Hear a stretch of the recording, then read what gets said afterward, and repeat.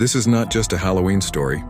It's a true nightmare from a small town, about a pumpkin that refused to rot, and the curse it carried. Every October, the little town of Willow Creek prepared for Halloween.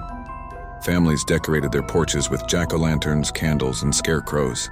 But one family, the Harpers, bought a pumpkin that looked different. It was heavier than the rest. Its skin was unusually smooth, almost waxy. When Mrs. Harper carved a smile into it, she swore she heard a whisper escape like air hissing from lungs. The kids laughed. The neighbors admired it.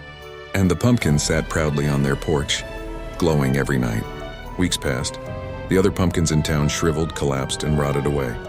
But the Harper's pumpkin stayed fresh. No mold, no insects, no sign of decay. At first, people joked it was some miracle pumpkin. But then, strange things began to happen.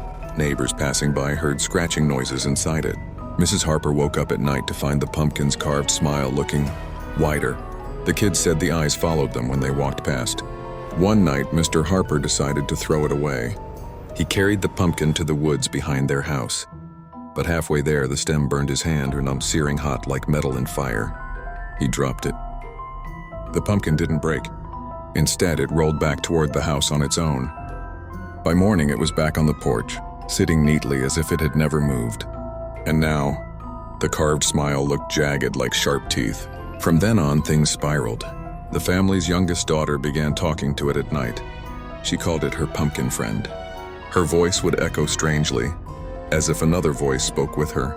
Pets in the neighborhood disappeared one by one. On the Harper's porch, the pumpkin seemed fuller, almost as if it had fed on something.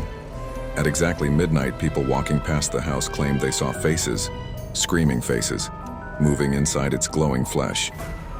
The pumpkin wasn't just refusing to rot. It was alive. Terrified, Mr. Harper called the town priest. Together, they decided to burn it. They placed the pumpkin in a fire pit, poured gasoline, and lit the match. The flames roared high, but the pumpkin didn't burn. Instead, the fire went out on its own, swallowed by darkness. Then the pumpkin began to laugh. Not loud, just a low, guttural chuckle that crawled into everyone's bones. The priest collapsed, clutching his chest. Mr. Harper fainted, his skin blistering as if he stood in an oven. The pumpkin sat there, grinning wider than ever. After that night, the Harpers vanished. Their house stood empty, windows shattered, furniture rotting. But the pumpkin remained on the porch, untouched, unmoving, unrotting. Years passed. The town avoided that street, warning kids never to go near. But every Halloween night, the pumpkin glows again. And if you listen closely, you can hear faint voices crying for help, trapped inside it. So if you ever see a pumpkin that looks too perfect, too fresh, too smooth, don't take it home.